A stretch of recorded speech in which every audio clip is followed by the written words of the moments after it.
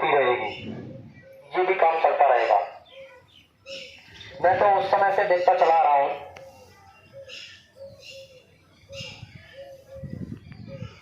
जब 2-3 आदमी थे संगत के बीच में, केवल 2-3 ही आदमी थे, उस समय से देख रहा हूं। गुरु महाराज की दया पहले भी खूब थी, बीच में भी खूब रही, आज भी खूब है और आगे भी खूब रहेगी। उन्होंने जिस काम के लिए बीड़ा उठाया है उस काम को वो पूरा करेंगे। और कौन सा बीड़ा उठाया है? मैं आया वही देश से जहां तुम्हारा धाम, और तुमको घर पहुंचाना एक हमारा काम। जय गुरुदेव। लेकिन प्रेमी भाई बहनों, इसमें चूकना नहीं है।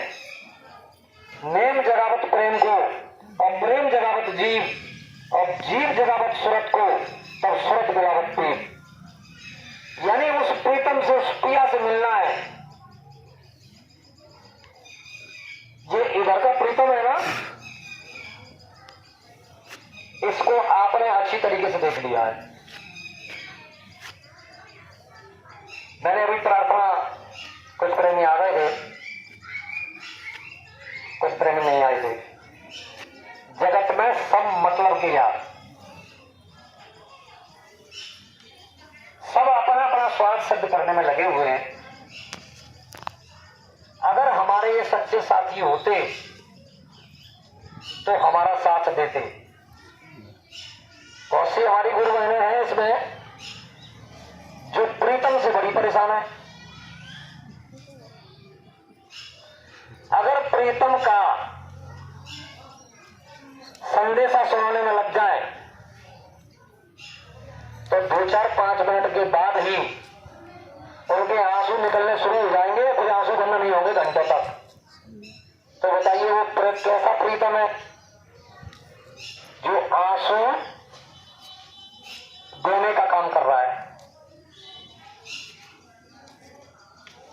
अगर कोई सच्चा साथी है, सच्चा प्रियतम है, इस शरीर का भी और आत्मा का भी, तो प्रेमी भाई बहनों, ये तुम्हारे सामने है।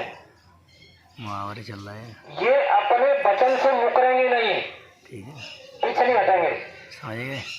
इन्होंने कहा है कि तुमने अगर एक कदम चलना शुरू कर दिया तो मैं 10 कदम आगे तुम्हारे साथ हूं। और जब ये गुरु मंत्र, ये दीक्षा, नामदान, जिस समय उसका दान करते हैं उस समय अंतरघाट पर अंग संग हो जाते हैं। उसी समय से ये शब्द गुरु है।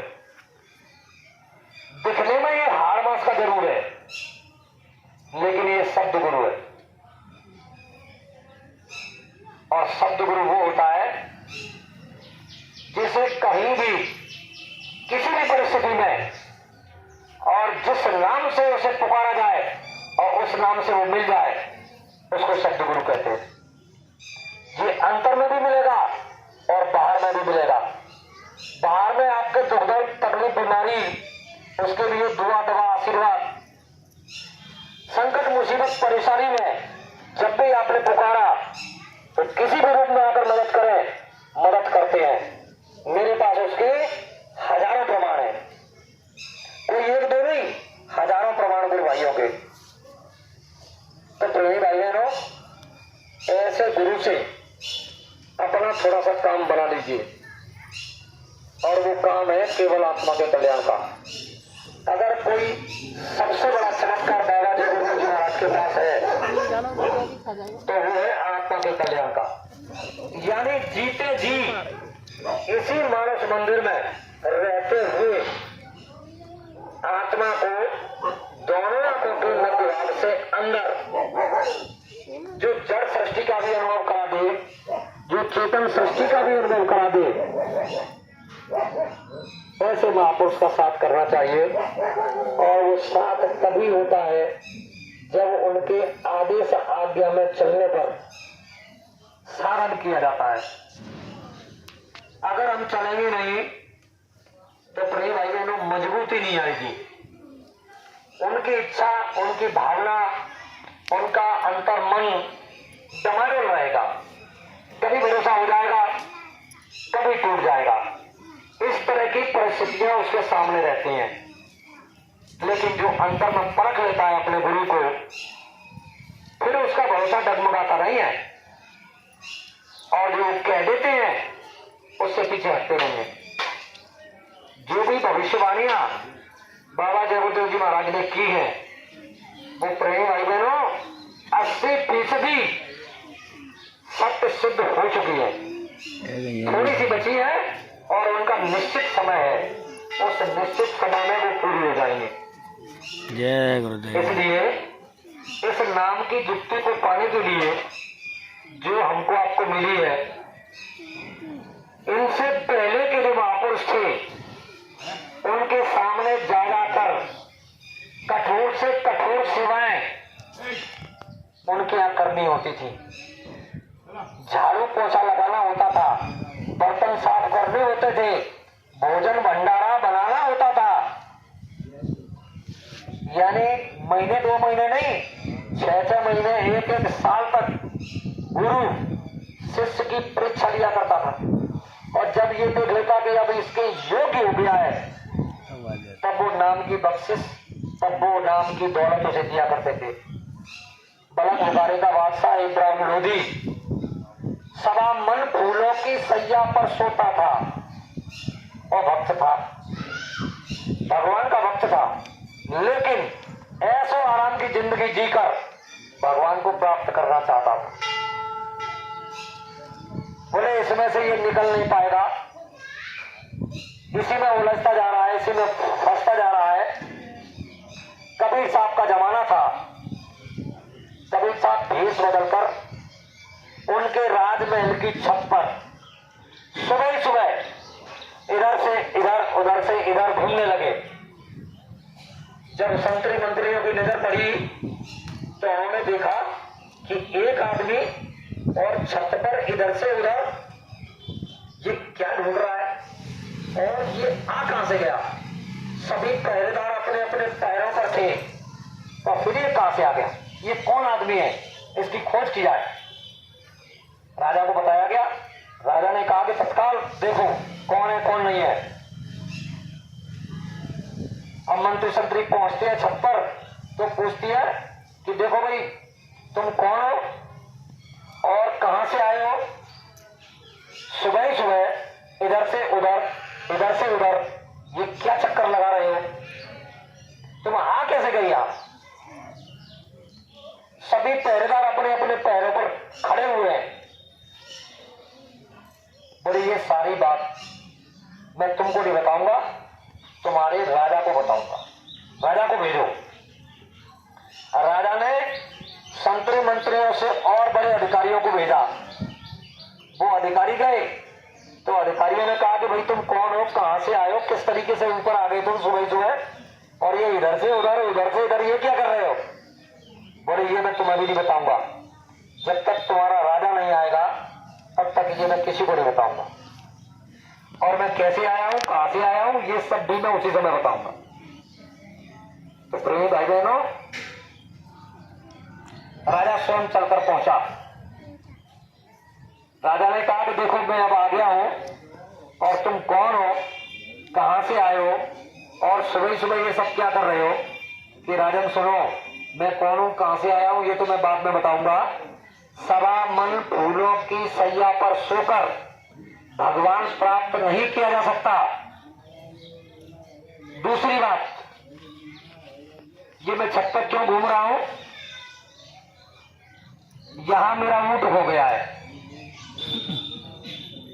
क्या हो गया है, ऊंट हो गया है। राजा सुनकर आश्चर्यचकित हुआ कि तुम्हारा दिमाग खराब तो नहीं है, तुम पागल तो नहीं हो गए। यानी ऊंट कोई छोटी मोटी चीज है जो ये राजमहल की छत पर खो गया है। तो कि राजन, भगवान को प्राप्त करने के लिए फूलों की सैया पर सोकर और राजमहल के ऐशो आराम की जिंदगी जीकर उसे प्राप्त नहीं किया जा सकता। अगर उसे प्राप्त करना है तो महापुरुषों की खोज करो।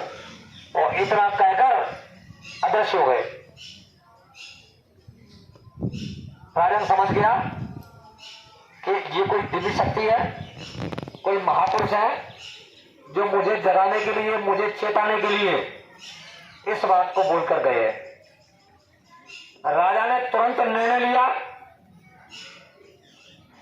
उसी दिन दरबार बुलाया, ऐलान कर दिया कि ये राजपाट छोड़कर मैं कल सुबह सुबह निकल जाऊंगा। अब इस व्यवस्था को कौन संभालेगा, कौन नहीं संभालेगा, ये मंत्री के अधिकार में होगा। तो जो उसका मंत्री था उसे ये अधिकार दे दिया। इतना कहकर सुबह घर छोड़ दिया उन्होंने। अब उनको 6 महीने घूमते घूमते 6 महीने का समय निकल गया। बस जब भी आंख बंद करें तो ऊंट खोजने वाला नजर आ जाए। हर रोज की ये कहानी बन गई। अब ऊंट खोजने वाले को खोजते काशी बनारस पहुंच गए। काशी बनारस में कुछ महात्माओं से मिले, पंडित पुजारियों से मिले और उनसे कहा कि भाई मैं भगवान के भजन के लिए महात्मा की खोज में निकला हूं, कोई सच्चा रास्ता बताने वाला इधर आपके बनारस में कोई महापुरुष है? पहले उन्होंने कहा कि देखो हमारी दृष्टि में इधर तो कोई ऐसा नहीं है, लेकिन तुम गंगा के उस पार जाओ, उधर एक महात्मा की झोपड़ी है, उसमें एक साधु रहते हैं, शायद उनके पास भगवान की भजन करने का सच्चा रास्ता आपको मिल जाए। अब वो ऐसे तैसे गंगा को पार करके और रेती में महात्मा की झोपड़ी बनी हुई थी, वहां पहुंचे और आवाज लगाई कि इसमें कोई है? बोले दरवाजा खुला हुआ है, चले आओ अंदर। और जैसे ही वो अंदर गए तो ऊंट खोजने वाले का दर्शन हुआ। ऊंट खोजने वाले को देखते ही नतमस्तक हो गए, उनके चरणों में अपना सिर रख दिया और कहा कि मैं ढूंढते परेशान हो गया, मुझे कहीं से कोई रास्ता मिला नहीं, अब आप दया कर दीजिए और मुझे भगवान के भजन करने का रास्ता बता दीजिए। जब आत्म कल्याण की, मुक्ति और मोक्ष की, निर्गर चलने की तीव्र इच्छा किसी के अंदर पैदा हो जाती है, तब इस तरह का दृश्य सामने आता है। प्रेमी भाई बहनों, तो गुरु महाराज ने तो ये सब भी नहीं कराया, सहज में सरल रास्ते से आपका काम बनाना चाहते हैं। 6 महीने तक आश्रम का झाड़ू पोछा, बर्तन मांजना, साधु के कपड़े धोना, ये सारा काम उसने किया।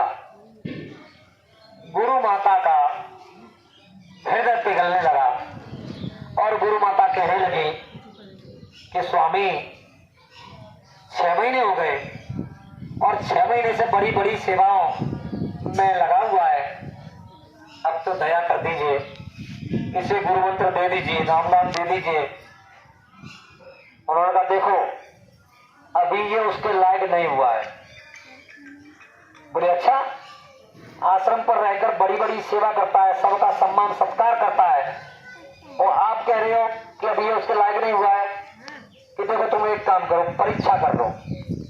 अभी इसके अंदर राजाशाही भरी हुई है, तानाशाही भरी हुई है, वो अभी निकली नहीं है। क्योंकि परीक्षा में क्या करना होगा कि ये सुबह सुबह गंगा स्नान करने जाता है, और जब ये गंगा स्नान करके लौटे तो किसी मकान से और किसी झोपड़ी से इसके ऊपर तुम पूरा कचरा डाल देना, आड़ में रह करके। तो गुरु माता ने ऐसा ही किया।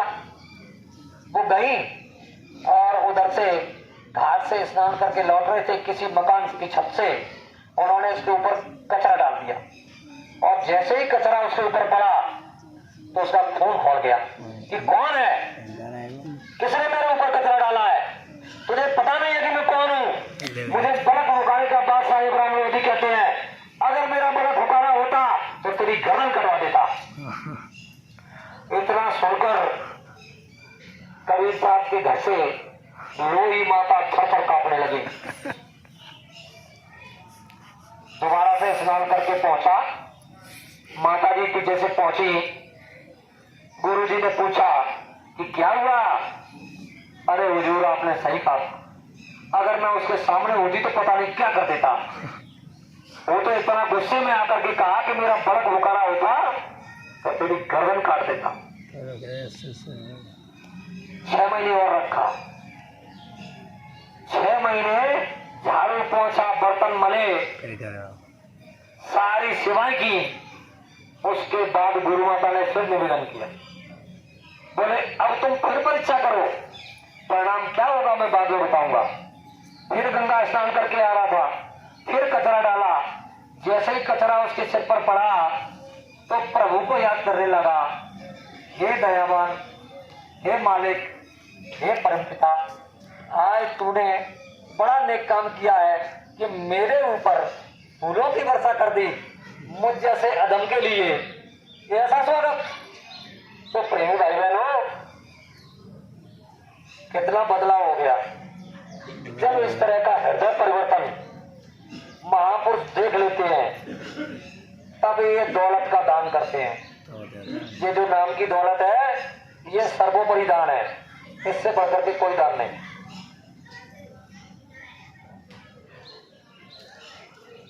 बाबा जी, ये नाम की दौलत की दया, जितने भी लोग समय से पहुंच गए,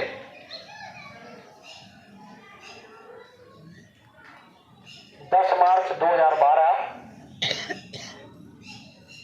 आम और सत्संग, बड़ा सत्संग, आम जनता के बीच का सत्संग, होली का कार्यक्रम था।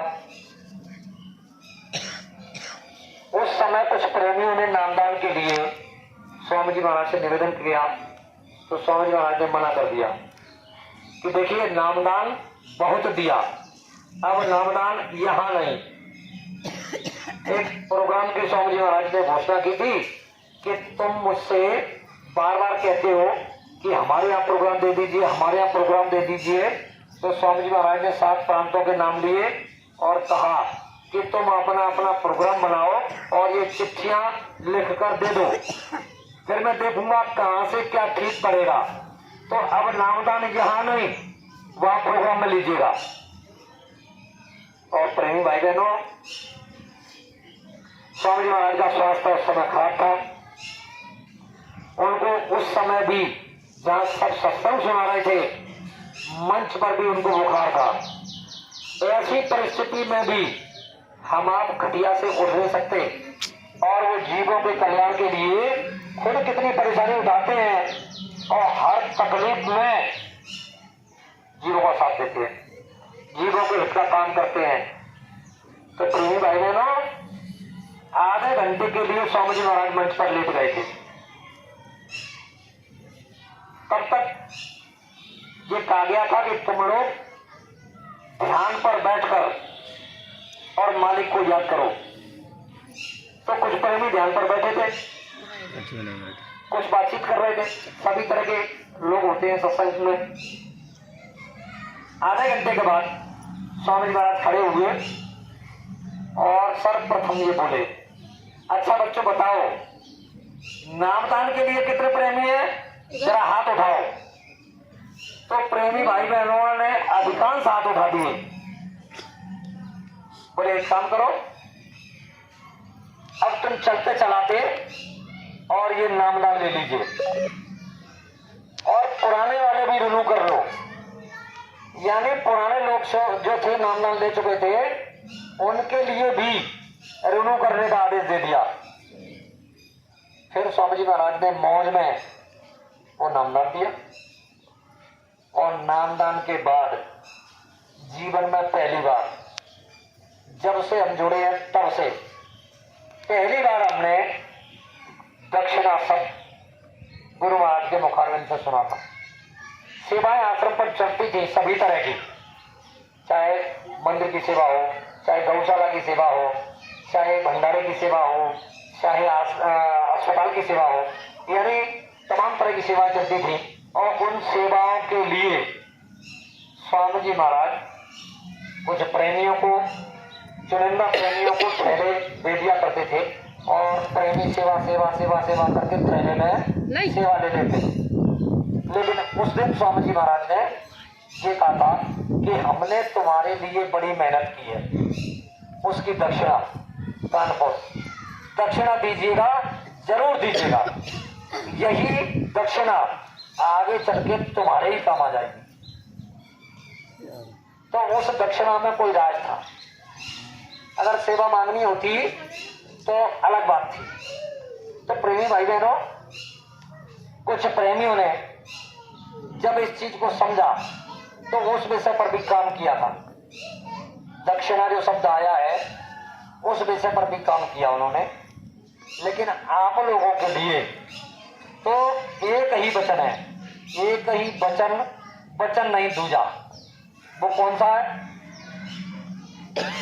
समय कगार पर खड़ा हुआ है।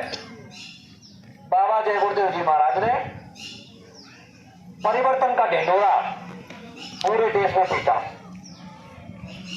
कोई छोटा मोटा परिवर्तन नहीं, युग परिवर्तन, कलयुग में सत्य को लाने का परिवर्तन, जिसके लिए स्वामी जी महाराज अपने मुखारबिंद से 3 यज्ञों का वर्णन किया करते थे कि मैं सत्युग लाने के लिए 3 यज्ञ किए और चौथा यज्ञ करूंगा। जब चौथा यज्ञ करूंगा तो उसमें 10 महीने पहले प्रचार होगा। कितने महीने पहले? 10 महीने पहले।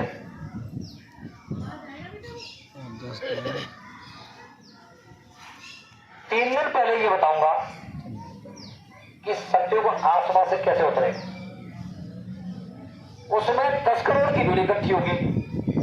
अगर मैं ये बता दूं कि सत्युग ऐसे आएगा तो लोग नकल करने लग जाएंगे, इसलिए मैं अभी नहीं बताऊंगा, समय आने पर बताऊंगा। तो प्रेमी भाई बहनों, हम लोगों के बीच में स्वामी जी महाराज ने संगत के बीच में इस तरह का कौन वचन इकरार वादा किया कि देखो अपनी अपनी डायरियों में नोट कर लो। मैं इस मंच से जो कुछ भी कहूंगा वो पूरे होश और आवाज में कहता हूं। इस मंच से कहा हुआ मेरा कोई भी वचन इधर का उधर होने वाला नहीं है, यानी मिथ्या होने वाला नहीं है, झूठा होने वाला नहीं है। अगर तुमसे कहे कोई कि पूर्व में उगने वाला सूरज आज पश्चिम में उगने लगा है तो ये हो सकता है, ये तुम मान लेना। अगर तुमसे कोई ये कहे कि ये आसमान टूटकर जमीन पर आ गया है तो ये हो सकता है, ये तुम मान लेना। लेकिन अगर तुमसे कोई ये कहे कि बाबा जय गुरुदेव की कोई बात झूठी हो जाएगी, मिथ्या हो जाएगी, तो बच्चा ये भूल करके भी मत मानना। तो प्रेम भाई बहनों, हम लोगों के बीच की ये बातें हैं, हम लोगों ने बाबा जय गुरुदेव के मुखारबिंद से सुनी है। थोड़ा मजबूत मिशन है, समय समय पर वो आगाह भी करते रहे हैं। किसी भी चीज को लेकर आदमी भ्रमित हो सकता है। सबसे बड़ी बात तो ये है कि अगर किसी की आर्थिक स्थिति ठीक नहीं है तो यहां भ्रमित होने के बड़े बड़े चांस होते हैं। जैसे हमने गुरु महाराज के साथ रहकर जवानी में ही गुरु महाराज ने पकड़ लिया 25 वर्ष की अवस्था में, और बराबर उनके आदेश में चलते रहे। प्रेमियों का सहयोग मिलता रहा, दौड़ लगाते रहे। कभी ये नहीं सोचा कि एक समय आएगा उसमें बच्चों की व्यवस्था कैसे होगी, बच्चे बड़े होंगे, शादी भी करनी होगी, और ये धन कहां से आएगा, ये सब सोचा ही नहीं था। काम में लगे रहे बस। न जाने क्या क्या ख्वाब थे गुरु महाराज के सामने। लेकिन प्रेम भाई बहनों, जैसे ही 2012 का दृश्य सामने आया तो बड़ी चिंता होने लगी। 1 साल तक, यानी मई के महीने से लेकर और 1 जुलाई से पहले तक। यानी कुछ नहीं किया, घर में बैठे रहे, रोते रहे। फिर सोचा कि देखो संगत बिखर जाएगी, संगत टूट जाएगी। स्वामी जी महाराज ने कहा था कि ये मेरी बगिया है और इसको हरी भरी रखना, ये सूख नहीं चाहिए, समय समय पर इसे सींचने की आवश्यकता है। तो फिर संगतों के बीच में दौड़ लगाई और बराबर गुरु महाराज का संदेश देते रहे। कुछ प्रेमियों ने संदेश सुना, उन्हीं में से कुछ लोग खड़े हुए कि देखो भाई साहब का दिमाग अभी भी खिसक गया है। 2012 में 21 मई को कितना बड़ा कार्यक्रम हुआ था, सबकी आंखों के सामने हुआ, और ये अभी भी क्या बोल रहे हैं। लेकिन मेरा अंतर्मन शुरू से ही ये गवाही देने को बिल्कुल तैयार नहीं था कि बाबा जी ने शरीर छोड़ दिया। बाबा जी की भविष्यवाणियां समय समय पर याद आती रही और मन मजबूत होता चला गया। 1 साल के बाद संगतों में झगड़े झंझट पैदा हो गए, तो स्वामी जी महाराज की ही भविष्यवाणी याद आई कि जब संगत के बीच झगड़ा नजर आए तो अपने को साइड में कर देना चाहिए। 2014 मैंने सब जगह आना जाना बंद कर दिया था। अब थोड़ा सा काम को लेकर के परेशान कि कामकाज कुछ है नहीं, कामकाज कुछ है नहीं, क्या किया जाए क्या नहीं किया जाए। गुरु महाराज अगर आप होते, कहीं भी पता चल जाता कि फला जगह है, तो वहां जाकर के मिल लेते, कुछ अपनी सुना देते, आपकी सुन लेते। प्रेमी भाई बहनों, ये दृश्य अपने घर का रोते रोते और चमक नींद लग गई। न मैं सोया हुआ था, न मैं जगा हुआ था। इसी बीच में स्वामी जी महाराज आए और उन्होंने कहा कि बच्चा बड़ा परेशान दिखाई दे रहे हो। तो स्वामी जी महाराज को देखकर बड़ी खुशी हुई। बोले हाँ हुजूर, तो तुम्हें एक काम करो, दुकान डाल लो। स्वामी जी महाराज ने स्वयं, चाहे उसे सपना कहिए चाहे कोई भी स्थिति कहिए, खुद स्वामी जी महाराज ने मतलब ये कहा कि तुम दुकान डाल लो। मैंने ये भी प्रश्न किया कि हुजूर अपने पास दुकान के लिए पैसे नहीं है, तो उन्होंने कहा कि तुम्हारे खाते में 10,000 रुपए है, वो 10,000 रुपए निकाल करके और सामान ले आओ और सुबह से शुरू कर दो। प्रेमी भाई बहनों, आगे आगे व्यवस्था बनती चली गई। जब जैसी जरूरत पड़ी तब तैसी व्यवस्था हो गई। 10,000 रुपए से दुकान की शुरुआत की गई थी। मेरे घर में इनकी मेहनत से ये सिलाई करती थी और उस सिलाई की मेहनत से इन्होंने कठोर परिश्रम करके बच्चों को पाला। 4-4, 5-5 बच्चों का पेट पालन करना, और हम लोग यानी 20-20, 25-25 दिन के लिए घर से बाहर। तो ऐसी स्थिति में कभी भी कुछ भी हो सकता था, लेकिन कभी कुछ कहा नहीं और सेवा समझकर बच्चों की परवरिश होती रही और गुरु का काज समझकर हमारा साथ ये देती रही। आज परिणाम ये है कि गुरु महाराज की दया से सब कुछ है। बच्चियों की भी शादी हो गई जो मेरे संपर्क में है, जो मेरे यहाँ आते जाते हैं, उन सबको मालूम है मेरे घर में एक पंखा नहीं था। और हम लोगों की भावना भी दूसरी थी, पंखा कूलर की उम्मीद हम लोग नहीं कर रहे थे, क्योंकि स्वामी जी महाराज ने कहा था कि आने वाले समय में सूखा, अकाल, बीमारी, भुखमरी आदि तूफान, तरह तरह के प्रकृति के प्रकोप होंगे। और इधर रामचरितमानस में लिखा हुआ है कि कलकार अकाल दुकाल पर है और अन्न दुखी को लोग मरे। जब ऐसा समय आएगा तो फिर लाइट तो खराब हो जाएगी, फिर कूलर पंखा कैसे चलेंगे। बरसात का जब समय आता था तो हम लोग मच्छरदानी इस्तेमाल करते थे, लेकिन पंखा नहीं लाए।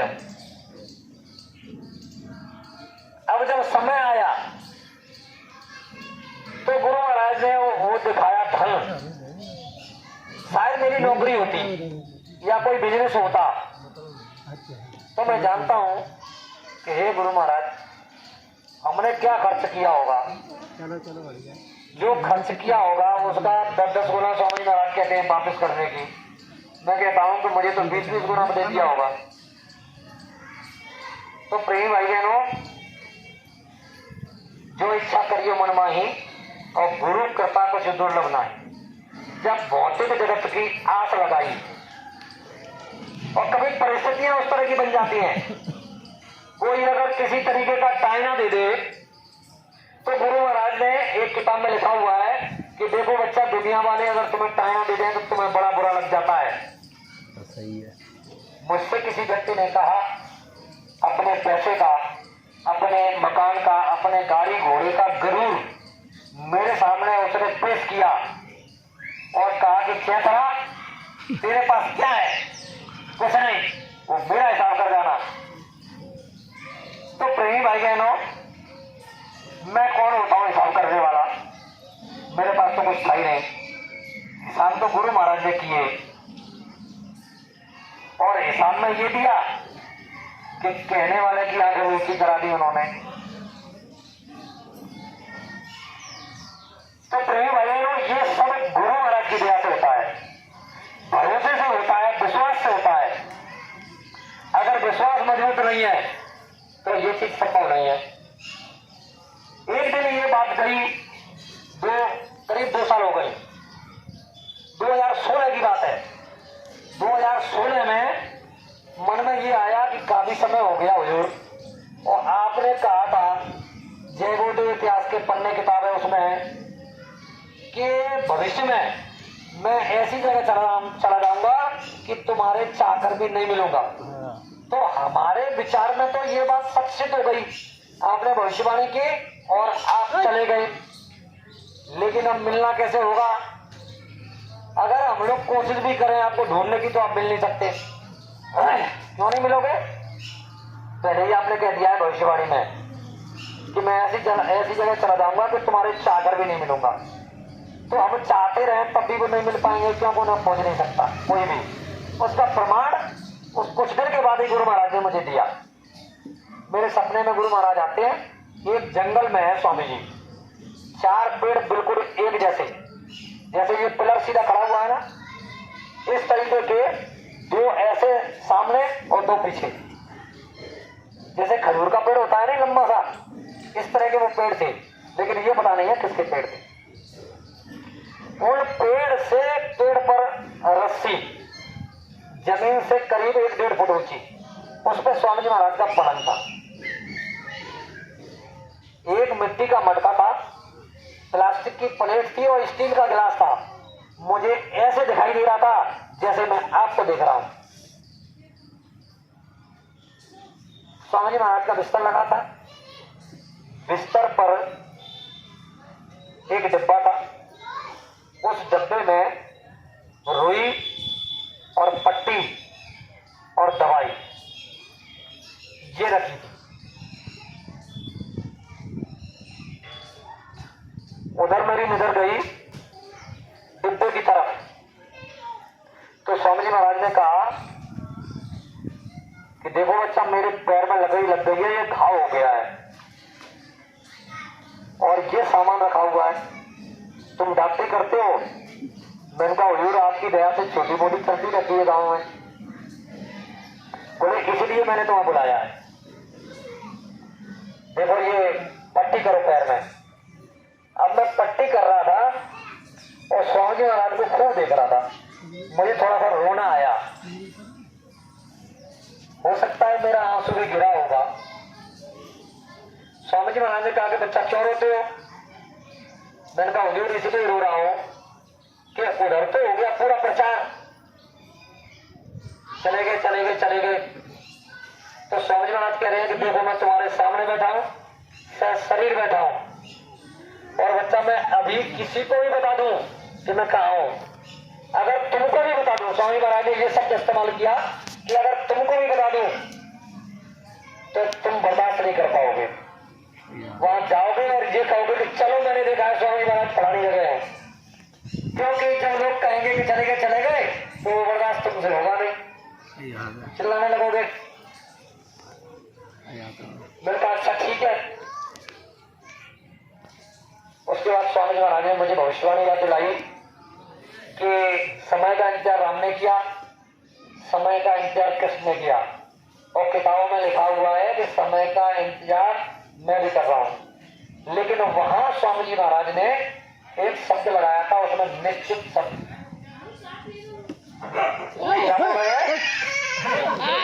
नहीं और जाओ तभी सही रहोगे। अब मुझे जाएंगे तो नहीं, अब नहीं जाओ। बहुत देर से उधम मचा रहे समय का इंतजार राम ने किया, समय का इंतजार कृष्ण ने किया, और मैं भी निश्चित समय का इंतजार कर रहा हूँ। तो प्रेम भाई ये जो कुछ भी हुआ है इसके पीछे बड़ी कहानी है, और वो निश्चित समय है। तब क्या होगा, गुरु महाराज की एक ही बात इधर उधर होने वाली नहीं है। उससे पहले अगर प्रकृति का प्रकोप हुआ, और वो होगा, क्योंकि वो रुकेगा नहीं। परिवर्तन जब भी होता है, युग परिवर्तन, तो प्रकृति अपना काम करती है। इधर स्वामी जी महाराज की भविष्यवाणी है। स्वामी जी महाराज मंच से ये कहा करते थे कि देखो, वो सामने रोड पे आकर के चिल्लाती है और वो कहती है कि बच्चा अब तो, वो स्वामी जी अब तो आदेश दे दीजिए, स्वामी जी अब तो आदेश दे दीजिए। तो स्वामी जी महाराज कह रहे हैं कि देखो, अभी मैंने रोक रखा है, बच्चा ठहर जाओ, रुक जाओ, अभी मेरे बच्चे सुधर रहे हैं, संभल रहे हैं। तो सुधरने संभलने के लिए ये मौका दिया है, अपने को बदलने के लिए ये मौका दिया है स्वामी जी महाराज ने। इस समय में थोड़ा सा अपना काम बना लो, और उसमें कुछ करना भी नहीं है। सुबह शाम थोड़ा सा एकांत समय निकाल करके, आध घंटे, पौन घंटे, 1 घंटे का, और उसमें एक बार माला, जिनको गुरु मंत्र, गुरु दीक्षा, नामदान मिला हुआ है, वो अपने पूरे